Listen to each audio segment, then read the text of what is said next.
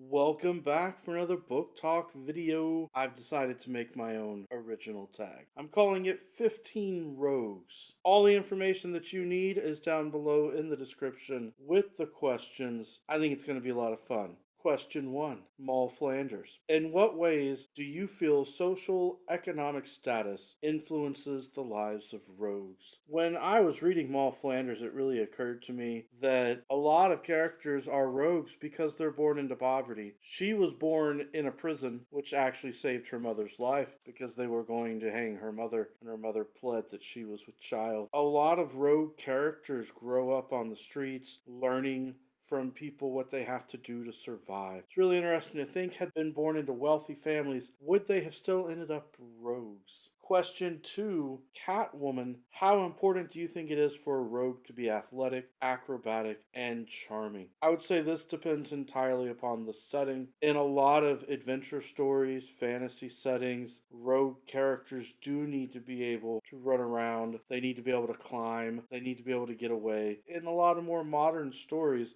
those rogues could be hacker characters. They could be business people. They might not necessarily need all of those athletic skills of being fit and in shape, but they should be charming in some sort of way. Question 3, Kvothe. Do you feel a rogue should have musical skills? Singing, playing an instrument, or dancing? I think it certainly helps to distract an audience, to put on a good show, to impress people. But I would say that it's not necessary. I would say rogues who have those kind of skills are really bards. And I did find it fascinating that in the Kingkiller Chronicle that Kvothe seemed insulted when someone called him a bard. I mean, he's singing, he's an all-star with the musical instruments. And personally, I'd find it a nice compliment if someone called me a bard. Question 4, the Musketeers. Do you believe in a code of honor or justice, even when breaking the rules? For this, I have to say yes. I think that a lot of rogue characters have some sort of honor amongst thieves, or some sort of moral, ethical code that they follow. I don't know how, but one of my cats is making a bunch of noise in the background, even if it has nothing to do with the law or the rules for the place that they're in. Question 5, Maverick. When doing roguish things, do you prefer to act alone or in a group? This is getting personal.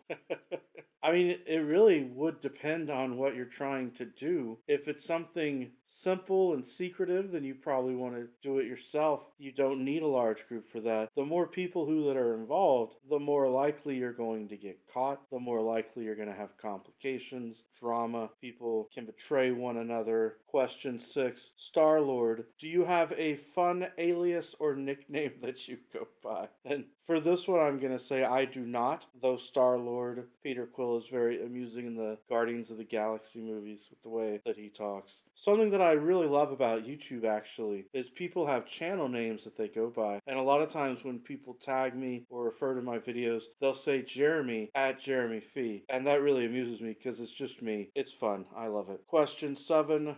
Loki. Have you ever played pranks on your family members? I do have a brother, but he's an older brother, a tough older brother. I don't think as a child it ever occurred to me to play pranks on him. I don't think that would have been a good idea. Question 8, Debbie Ocean. Do you have any infamous family members or friends? To this, I will say, if you are ever traveling through Louisiana and you meet someone with the last name Fee, there is a chance that that person is a criminal, and you might want to avoid that person. There's also a chance that person is just going out fishing for the day, and that sort of thing. You never know with my family back in Louisiana. Question 9, Han Solo. Have you ever used secret compartments or hiding places for things, and if so, what? I used to have one of those rocks that you put outside of your house that is a fake rock that you hide a key in. For some reason, I thought that was a good idea for a while. But I mean, eventually everybody figures out you've got a key hidden in a fake rock. It's not necessarily the best idea. Question 10, Indiana Jones. Do you have an iconic item, such as a hat or whip, that people know you by? And unfortunately, no, I do not. Though there was one school year when I really got into Argyle sweaters. And so I bought as many different colors and patterns of Argyle sweaters as I could. I probably had 8 or 9 different ones. And I just wore them throughout the second half of the the school year. So my students did start knowing me by those Argyle sweaters. Started getting a lot of drawings of me in Argyle. Question 11, Captain Jack Sparrow. Was there a time that you were almost caught doing something but got away? Yes. Yes, that has happened before, and I will not comment further on it. Question 12, Doctor Who. How likely are you to run and hide if there's something scary in your life? I mean, I'm definitely gonna say yes, very likely. Honestly, during the pandemic, I have felt like such a coward just staying inside,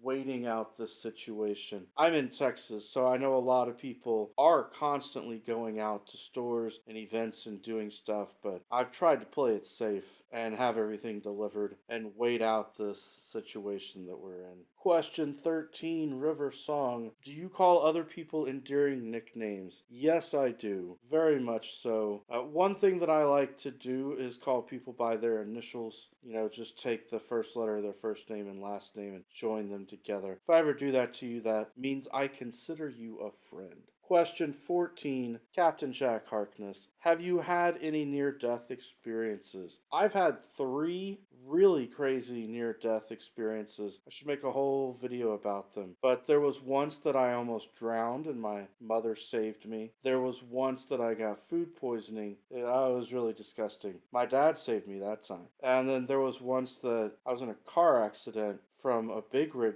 truck that just decided, despite the fact that it was clear as day and I was the only car on the road, that he wanted to just ram out onto the road at that moment. Question 15. In all of literature, who is your favorite rogue? This is a really tough question for me to answer, so I'm glad that I put it on here. In this moment, I'm going to say Elim Garrick from Star Trek Deep Space Nine. In the novel A Stitch in Time, it explores his origin story, him growing up, training as a spy and assassin. It explores the results after the show of Star Trek Deep Space Nine, him having tried to free his planet, but the devastation that it's had happen to it as they try to rebuild it. So there's a lot there, insightful of the character. Alright, and now you are supposed to tag at least 3 people. Which booktubers do you think enjoy rogue characters? Since this is my original tag and I'm calling it the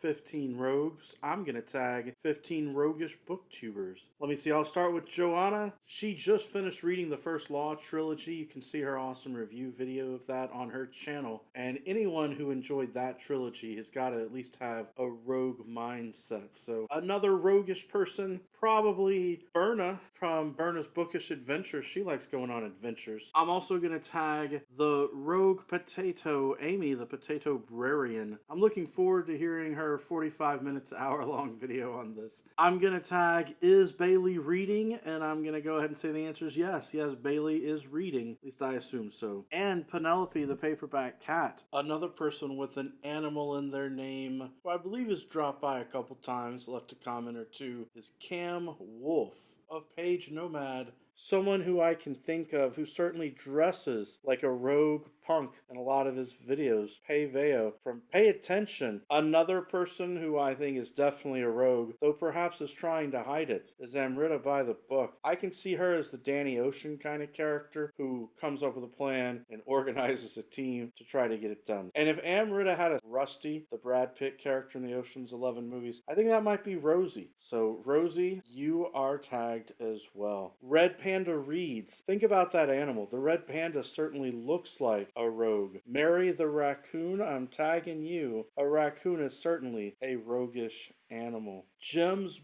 Books, reading and stuff. You've been making a lot of original tags. I'm tagging you. Also, we've got a couple of Hugos. Hugo from Scientist Reading World. I'm tagging you. And then we've got Hugo Reads. I'm gonna tag him as well. And if his brother wants to join him for the video, Lenert, you're welcome. I guess my last tag will be a couple books. Couple, tag, you're it. It's been a fun video. I hope that you enjoyed it. Every day is a great day for a tag video. Well, really, Tuesdays. Tuesdays are the best day for a tag video. Peace.